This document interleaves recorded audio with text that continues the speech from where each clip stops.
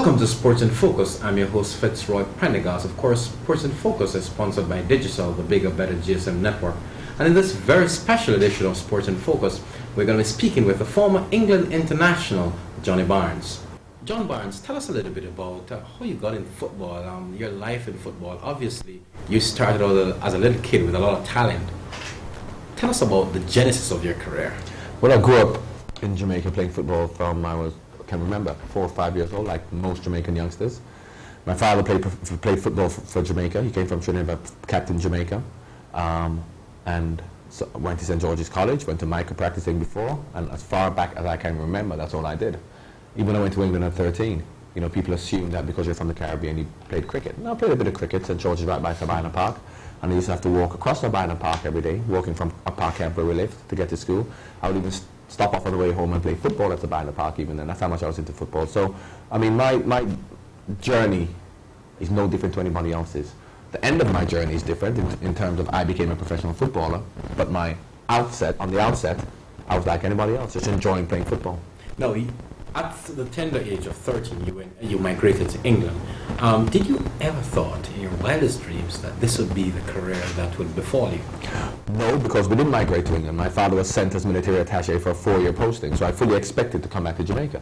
I knew we were going to be in England for 4 years. That's why it was very exciting, because I was going there, new experiences, to go to a football country, knowing that I'm going to play there for 4 years and then come back. I never expected to stay, and it's not until 6 months before we were due to come back did Watford, my first club, see me and asked me whether I wanted to stay. But until that point, I never really thought about being a professional footballer, because I knew I would play football. I would come back to Jamaica. I got offered a scholarship to go to Washington University. I would have gone there playing football, or I would have come back to Jamaica and played football. So I knew I would have continued playing football, but I never thought about being a professional until 6 months before I was. No, you were spotted by Watford. But tell us about that, because I was reading your profile a little bit, and I saw where they were saying something that you were just kicking ball in the park, and they saw the talent, and they. Well, I was playing for a club, but it wasn't a big club. It wasn't a semi-professional club. It was in a stadium. It was in a park with my team, and maybe 10 people come and watch, and one of them was a taxi driver. It was a taxi driver, and he knew a scout from Watford, so he was a friend of his. So then he said to this scout, "Come and have a look at this boy." Now, life is funny, because the taxi driver could have been watching. I could have been a fantastic player, but had a bad match, so he wouldn't have even said anything. Or when he told the scout to come and watch, I mean, I've had a bad match, I wasn't picked up, but I could have been a good player. Or I could have been a bad player, but played well. So, all the people who think that they can, guide their career. I mean, back then you couldn't. These days you can, because these days if you have any talent whatsoever, any talent from the age of 10, you will be associated with the club, and then the club will monitor your progress all the way through. Whereas there are so many players who I believe were better than me between the age of 13 and 17 who slipped through the net because they were never spotted, and I was fortunate to be spotted. Interesting. Now, Watford. Tell us about your career at Watford. What are how did it happen for you at Watford? What was the best moment for you at club? Well, my first 4 years at Watford were fantastic, because we came up to the first division, which is the Premier League. It is the top division where Liverpool and Manchester United. And in our first year, we finished second to Liverpool. They won the league. Watford finished second. Manchester United finished third. And you talk to people and they can't imagine Watford finishing behind Liverpool and ahead of Manchester United. But Graham Taylor was a fantastic manager who took average players. They had a few good young players. I played for England under 21s, Nigel Callaghan, but the rest of the players had come through the divisions, lower divisions, and he molded them, and he had a great system, a great method, great organisation, great spirit, and we finished second in the league. Then we got to the cup final the following year where we lost to Everton. That year we also got to the quarterfinals of the UEFA Cup, and this is a very, very small club. So for my first indoctrination, if you like, into professional football, I couldn't have asked for anything more, because he brought everyone up to have discipline, spirit, organisation, fitness, togetherness. So as much as when I went to Liverpool, that's when my football career really took off. Some people felt that you spent too long at Watford. You spent quite a while at Watford when they thought you could have moved on to a bigger club. Your thoughts on that?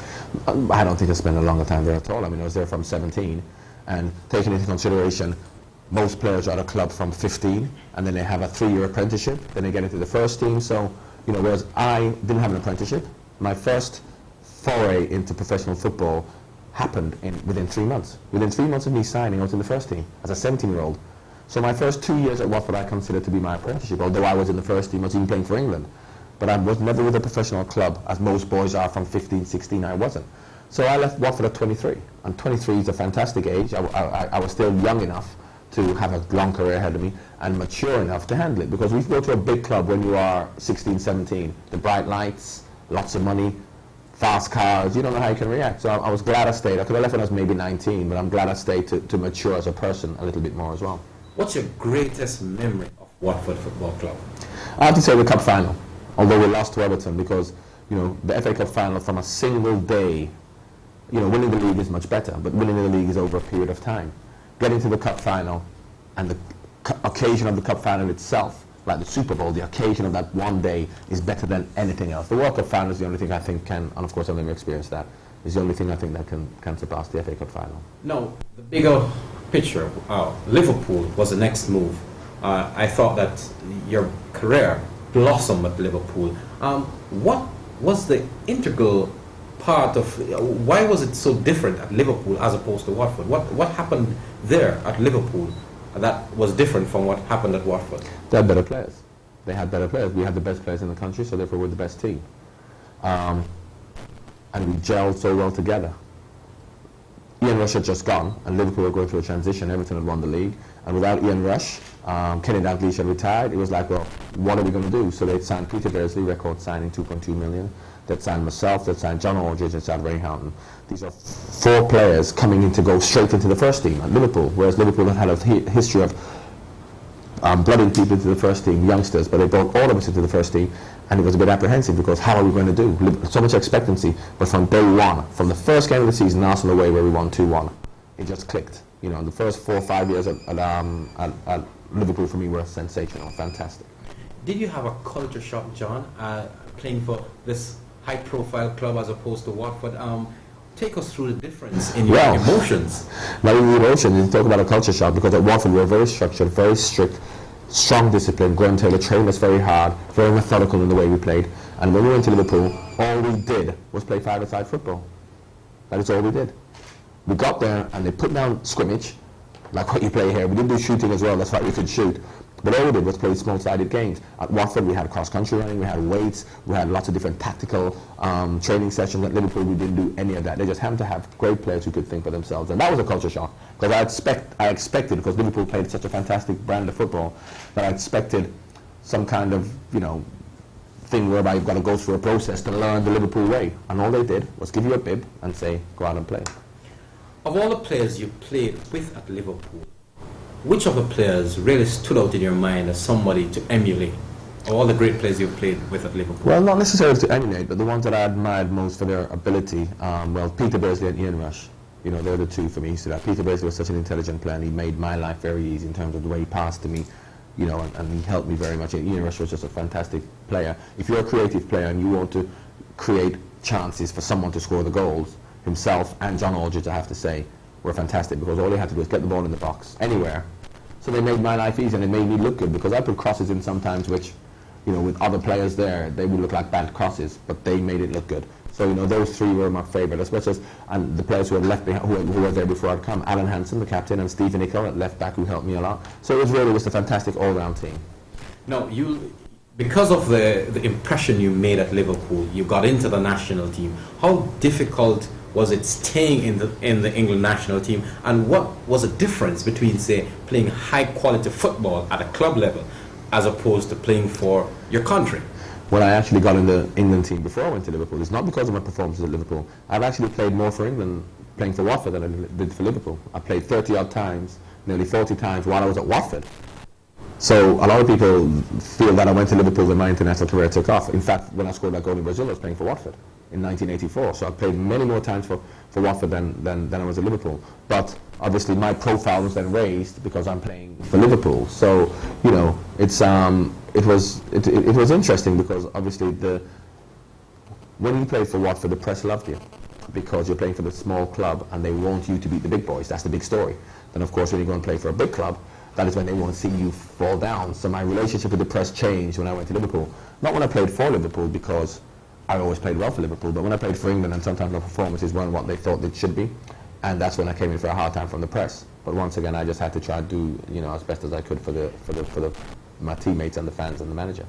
You had 79 caps for England, scoring 11 goals. Did you think you were a bit unfortunate not to have played more time for England? Every player thinks that. I was substitute maybe another 15 times where I didn't get on, you know. So every player feels they should always play. I'll use Peter Shilton as an example, who's got 120 caps. Now, as a goalkeeper, as a player, if you're on the bench, you can always come on as a substitute. The goalkeeper isn't going to come on. So as much as he has 120 caps, Ray Clements has got 65 caps. Peter Shilton was the substitute goalkeeper. He could have played in all those 65 matches as well. He could have had 220 caps. Now, for me, there were times when I was substitute and I never played. And of course you think you should play. But that's what the manager's job is. And you have to be prepared if the manager calls on you. You can't go sulking. You just have to be prepared. And if the manager calls you, on you go. A blunt question, John. Did you think that racism played a part in you not having necessarily played as much as you thought you could have based on your quality? Not at all. Because, in other words, I would say that the manager is racist.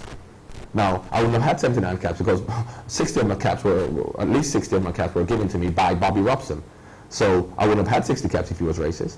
The manager does what he thinks is right for the team. Now, obviously, I went through racism from the fans and the way that it was in England in the 80s, but that had no effect whatsoever on the manager's decision as to who to play.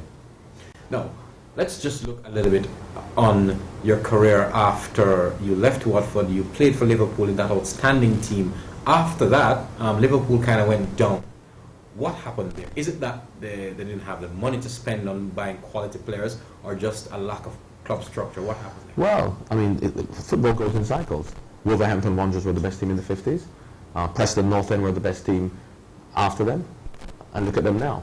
It goes in cycles. Liverpool had a fantastic run at the top, and they still are. They're not far off the top, so it's not as if they're dipped like Wolverhampton or Preston.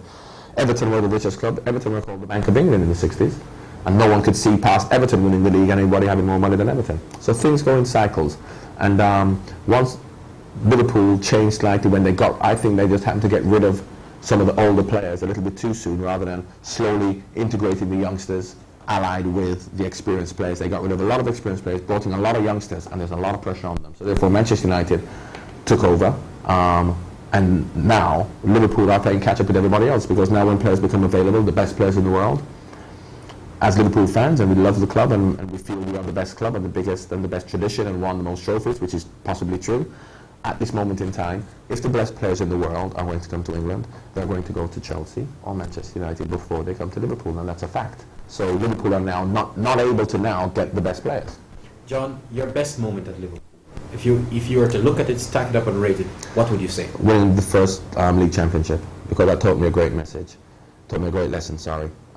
We won, and we expected a celebration and a party, and there was none. The manager came in, the coach came in, running around, the old coach who was about 65 at the time, and he just put the medals in a plastic bag, put them on the table, help yourself to a medal, pre-season training July the 6th, that's all he said. Because that's gone, it's finished, you have to focus on the next thing ahead, and the next thing ahead is next season, rather than wallowing in glory and feeling you're great because you've won the league, and then what happens? Blackburn did that when they won the league, got relegated the next year. And Liverpool, what you was taught at Liverpool, that don't get carried away with the success, because then you will take your eye off the prize in terms of repetition of success year in, year out. Now, let's look a little bit at football in general. You have played so much for England, you have done so well at club football and at the international level. You have now gone into coaching. You're now basically a part of this digital coaching clinic. Why the need to get involved with youngsters, Johnny? Well, I am working with Digital. I'm not involved in coaching, I work in television, that's what I do, but I've had a relationship with Digital since the launch of the Caribbean Cup in New York, and then they came up with this idea to have a clinic. Well, it was a brainstorming idea as to see what can we do, because Digital wanted to do something to affect Caribbean football. Mm-hmm. You know, they put money in all the time, and they really help out, and they could have had a clinic whereby I come and I coach, and then at the end of it, there's nothing apart from me coaching. Mm-hmm. So they came up with this idea of, as much as me coming down and working with the under-20 national teams of, 8 countries, what would be the end result that's tangible, that you can feel that some good is being done. So, fantastic on them. They actually got in touch with Sunderland. They have to take the credit for that. And Sunderland agreed that they would take the 6 boys who I choose to go to Sunderland to have a week's training. So as much as it's great organizing coaching clinics, and then you come and you coach for 7 weeks, you go back and the boys stay here, and there's no follow-on. Whereas the fact that they're getting an opportunity to go to a Premier League club, is a fantastic coup for the Caribbean. It's a fantastic coup for Sunderland, and also a fantastic coup for Digicel. So, you know, it's fantastic to be involved in it. I would like to get back into coaching, but at the moment I'm working in television, and I'm just here for the 7 weeks working with Digicel. Interesting. Now, when you look at the talent available to you in all the Caribbean countries, because you've been to Ghana, you've been all over, what would you say about the talent that resides in Jamaica as opposed to, obviously, the rest of Caribbean countries that you have been in? Well, obviously Jamaica is the last country, and I will be able to have a better assessment after the match. But we started in Guyana, and as I said, we've been to St. Kitts, Antigua, Barbados, Suriname, Trinidad, and now we're going to Antigua, now we're going to Jamaica. Haiti so far has been the highest in terms of the numbers of quality players.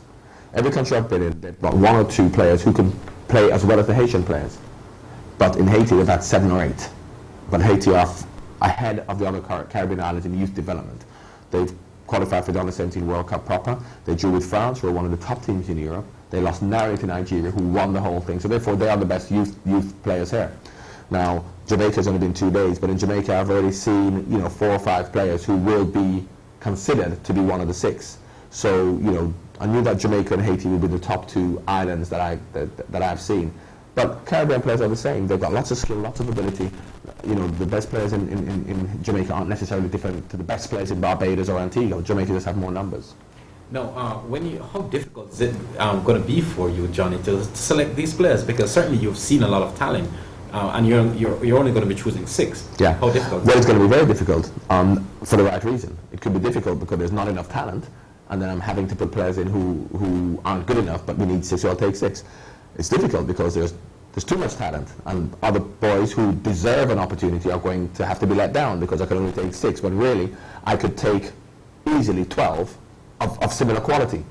So my choice is not just going to be based on their ability, their skill level. It's going to have to be based on the character, their discipline, which I have to liaise with the coaches to find out about that, because in 2 days I'm not going to know that.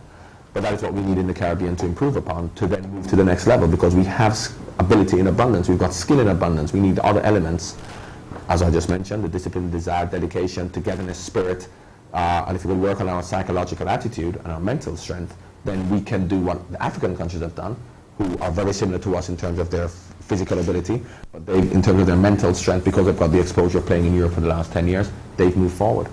Johnny, let's go back a little bit to England. Your thoughts on the English team? Certainly, they have not done well in recent times. The best league in the country, but they see that the English team seems to be waning in quality. Well, they're the best. Well, they're the most popular league in the world. In terms of quality, you could argue maybe the Spanish league in terms of quality, but in terms of interest, excitement, the best players in the world, they will come to the English Premier League because of the money. We have to say it. So that's why they're there. And the reason why the England national team don't do as well is if you look at the top 4 teams in the country, Arsenal, Chelsea, Man United, Liverpool, they haven't got many English players playing. There are lots of foreign players playing for them, which stifles the English players. Now, if you look at what happened in Scotland, when Scottish players stopped playing for Celtic and Rangers, the Scottish national team suffered. Scottish players are now playing for Celtic and Rangers. The Scottish national team's picked up. Now, because Wayne Rooney and Michael Owen and these players are still young, they can't see that 10 years down the line, when they're retired, and unless English players then go and play for Man United, Arsenal, Chelsea and Liverpool, the national team will suffer even more. That's the first thing. Secondly, England haven't got an identity in football, because you have Arsenal, Chelsea, Man United, Liverpool, Tottenham, all of these teams, they play a different style, completely different style. So when all these English players playing for these clubs with different styles come together for 4 days, you only have 4 days before you play a match, you then have to integrate a system, a style, a formation, a philosophy, a strategy with players who play different styles. In Spain, Brazil, Argentina, Germany, the clubs play basically a similar style. So when the players then come to the national team in the 4 days, because they play a similar style at their clubs, it's easy for them to create a national identity and to gel and to be cohesive in the way they play. Whereas with England, there is no identity, and it's difficult for the England team. That's why England team, you look at the England team, you have great individuals, and you say you've got Rooney, you've got Gerrard, you've got Lampard, great individuals, but they don't play well as a team. No, there's a big controversy going on right now about the English Premier League taken outside of England and played across Europe. Your thoughts on that? Well, it's not even across Europe, because it won't be across the Far East and China and Australia and America. I wouldn't want that. Obviously, you know, I'm a bit of a traditionalist when it comes to football, but this is a modern phenomenon in football whereby, you know, you're trying lots of different things, and it's a money-making activity because it will make much more money than they do. They're making a lot of money now, but I think from the point of view of it being the English Premier League, you should play your matches in England. You know, they play enough games in the Far East and Australia and China and America, friendly matches, which is fine, but I suppose, you know, they will get paid a lot of money to have to, it's just one extra game a year. So they'll not be playing lots of games over there. Every club will just play one game in one of these regions. But I'm not a fan of it.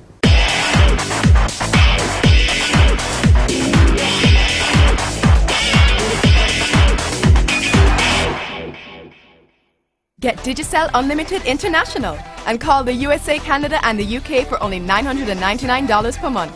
Now you can stop watching the clock and talk longer with the best value deals from Digicel, the bigger, better network. Your functions mean a lot, so let InFocus Productions partner with you to provide the best quality digital video and photographic services. For all your press conferences, conventions, general promotions, graduations, weddings, and even on the very sad occasion, a funeral service, it's InFocus Productions. InFocus Productions also offers PA system rentals, projector screen rentals, editing, and MC services. Call us at 746-7130, 746-7222, or fax us at 746-7131. InFocus Productions, where the focus is on quality.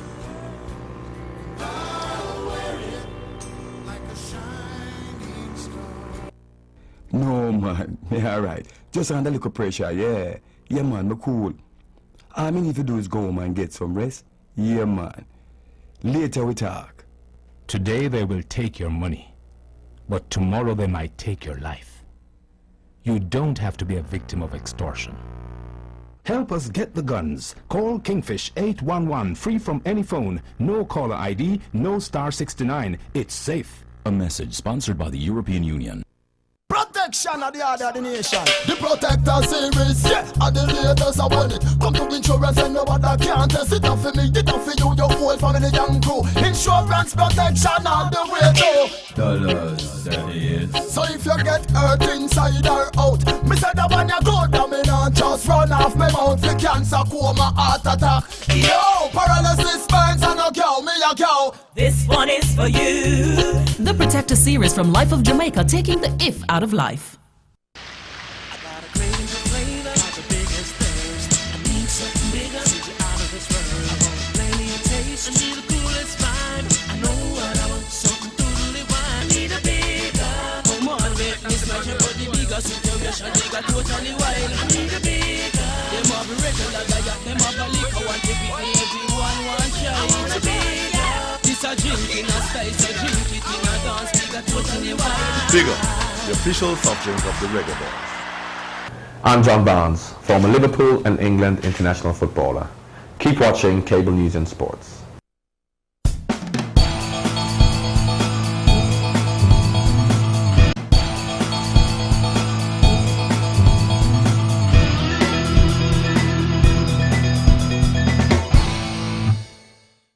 Now, let's just go as we wrap up this interview. One look at Jamaica, the Jamaica as a team. Of course, your parents are from Jamaica. You were born in Jamaica. The Jamaican national team. Your thoughts on the Reggae Boyz? Well, I think that I'll talk about the Caribbean first as a whole. Caribbean football has come on in leaps and bounds. Jamaica were the first team from the Caribbean, apart from Haiti in '74, English-speaking Caribbean island to qualify for the World Cup in '98. Trinidad did it in the last World Cup. And Caribbean football have come on a long way since the investment has come in, since the interest has come in. Digital is sponsoring the Caribbean Cup. They're putting money in youth football. It has come on. The problem that we have in the Caribbean is that Central American football has also evolved, because historically the Central American teams have been better than the Caribbean teams. From the 50s and the 60s, the Costa Ricas, El Salvadors, Honduras's, they have been better. But in the last 10 years, Trinidad and Jamaica have had overtaken them. So in World Cup qualification, it was USA and Mexico, and then all of a sudden Jamaica, Trinidad, they're vying for it. Now the re-emergence of the Costa Ricas and the El Salvadors and the Hondurans will make it more difficult for the Caribbean teams to qualify. And people may look at that and view that as we are going backwards. But we're not, because the quality is improved. How many Jamaican players now do you see playing in England? You've got 7 or 8 players. So therefore, it is better. It's just that it's going to be harder to qualify for the World Cup because everybody's getting better. St. Vincent came here and beat Jamaica. St. Vincent are getting better. I was in St. Kitts, the quality in St. Kitts. Once upon a time, these islands couldn't compete, but now they can. So while everyone is getting better, it's making it more difficult for Jamaica and the Caribbean islands. Do you think that Jamaica has the quality to qualify, irrespective of what you just said? Definitely, because Jamaica have also improved. So of course they have the quality to qualify, but qualification will not depend on their quality. Qualification will depend on their togetherness and their spirit, because they have the quality, but there are going to be games when they're losing or they're not playing well, and then how do you react? The test of character comes in the face of adversity. Not when if everything's going well, Jamaica are fine, like most of the Caribbean islands, but all of a sudden you go through a situation whereby you go 1 down, you go 2 down. How do you react? How do you come back from that? And I always use Liverpool as an example. 3-0 down against AC Milan, and they come back, not because of their ability, but because of their belief and their spirit and togetherness. Can you imagine Jamaica being 3-0 down against Mexico and coming back? Or Trinidad being 3-0 down against Mexico? Not to do with their ability or inability to come back, to do with their desire, their belief, their togetherness, their spirit and their discipline. And that is what we will need to qualify, because we have the natural talent to qualify, but so do a lot of other countries. But they need those elements to then just go that step further. You played a lot in World Cup qualifiers and in the World Cup finals and stuff like that. Johnny, of all the players that you have played against in this in your career, which player would you say have you admired the most in terms of his quality, his ability, his on and off the field rapport? Which players would you say you have admired the most throughout your international career? Well, that would have been a very easy question to answer until you said on and off field rapport. Well, let's go with because on the field, Diego Maradona, without a shadow of a doubt, and I feel very fortunate. I'm telling you, because I feel very fortunate to have been on the same field as someone who I think is the greatest player ever to have lived.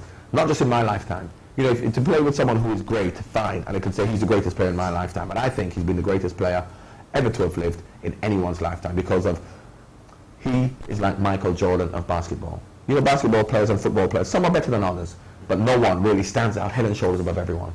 Zinedine Zidane was the latest, but still he didn't stand out much more than Ronaldo, for example. Whereas there's not a player in the world who would be anywhere near the quality that Diego Maradona has. Now, obviously, because of the way he lives his life off the field, it is not someone that I would want my children to have as a role model. So obviously, then that changes that argument. But you know, Zinedine Zidane, for me, in terms of the way he has played his football and the way he's lived his life off the field, is a fantastic role model. No, look at. Let's go back to the argument of Diego Maradona and the fact that you're rating him over Pele. I mean, a lot of persons would say, "Well, Johnny, that can't be true." What is the driving force behind that decision? Well, I think that Diego Maradona played at a time when football became cynical, where you had a lot of hatchet men, you had a lot of kicking, football became an athlete's game in terms of people getting much fitter than they were. Pele was fantastic, don't get me wrong, I'm not saying Pele wasn't great, and he, in fact, in my opinion, you know, if there's a player who could be better than Maradona, it is going to be Pele. But I remember watching the 1958 World Cup final when Pele played. He was only 17, so maybe I'm judging it harshly, but the Swedish team they played against were a good footballing side, but they weren't athletic. Now, if you were athletic back then, you know, you could run around people, although they may be good players. Whereas when Maradona played in the 80s, you were playing against decathletes, people who were strong, fast, who could stop you. You're playing against stoppers, but they could not stop Diego Maradona. Could not stop him. In the 50s, Stanley Matthews played till he was 50 years old in the first division. Now, no matter how good you are now, you cannot play even at 40 in the Premier League.